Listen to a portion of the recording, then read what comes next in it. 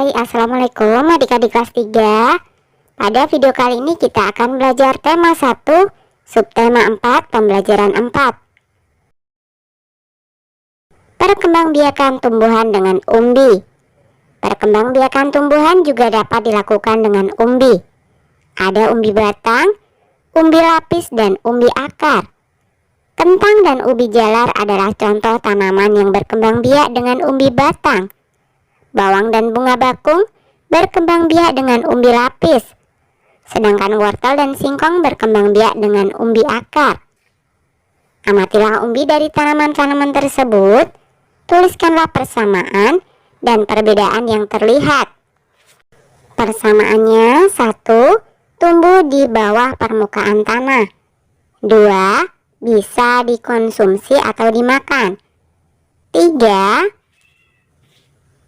Tempat menyimpan cadangan makanan. Perbedaannya, umbi batang adalah bentuk modifikasi dari batang tanaman. Umbi akar adalah bentuk modifikasi dari akar tanaman. Dan umbi lapis adalah bentuk modifikasi dari daun tanaman. Nah, menurutmu mengapa bawang merah disebut umbi lapis? Bawang merah disebut umbi lapis karena bawang merah menyimpan cadangan makanannya pada akar sehingga disebut umbi. Dan bawang merah memiliki siung yang berlapis-lapis sehingga disebut lapis. Pernahkah kamu melihat tahapan perkembangbiakan bawang merah? Carilah informasi tentang tahapan perkembangbiakan bawang merah. Tuliskan informasi yang kamu peroleh pada tempat yang tersedia. Nah, tahapan perkembangbiakan bawang merah dibagi menjadi 2. Secara kawin atau generatif dan secara tidak kawin atau vegetatif. Secara kawin atau generatif: 1. Penyerbukan bunga yang dibantu oleh serangga. 2. Penyerbukan bunga berhasil, maka akan tumbuh menjadi biji atau benih. 3. Benih akan tumbuh dan berkembang menjadi individu atau tanaman bawang merah baru. Kemudian secara tidak kawin atau vegetatif: 1. Umbi bawang merah yang sudah dipanen bisa ditanam kembali sebagai benih untuk ditumbuhkan menjadi tanaman baru. 2. Pada lapisan-lapisan umbi akan tumbuh daun-daun baru yang menjadi daun muda. 3. Daun muda tersebut membentuk tanaman dan jika sudah dewasa menghasilkan bunga. Menanam umbi batang atau singkong tergolong mudah. Kita tinggal memotong batang tersebut lalu menanamnya. Tunggu beberapa hari maka kalian dapat melihat daun tumbuh dari batang tersebut.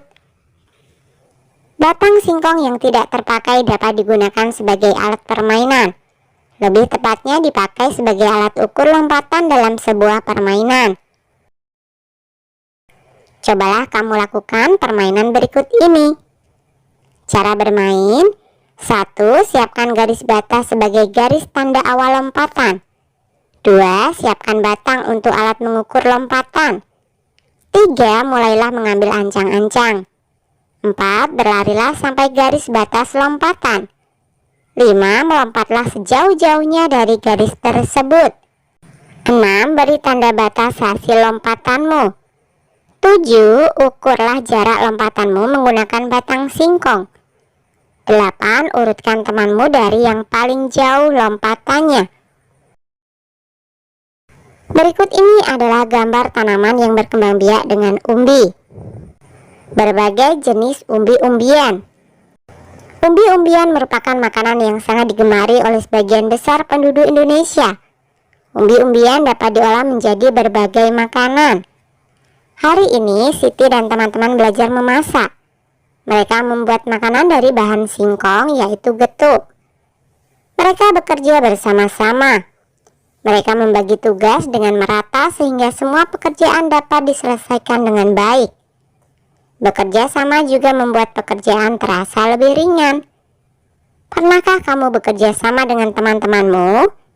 Tulislah pengalamanmu pada tempat di bawah ini. Ceritakan di depan teman-temanmu. Nah, ini hanya sekedar contoh pengalaman ya.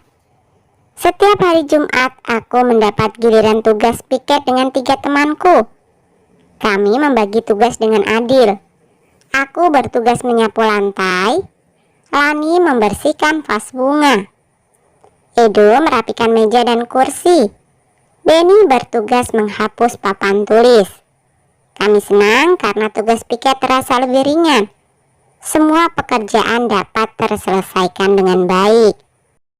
Nah, kalian bisa menuliskan cerita pengalaman kalian sendiri. Oke, sampai di sini dulu video kali ini ya. Sampai jumpa di video berikutnya.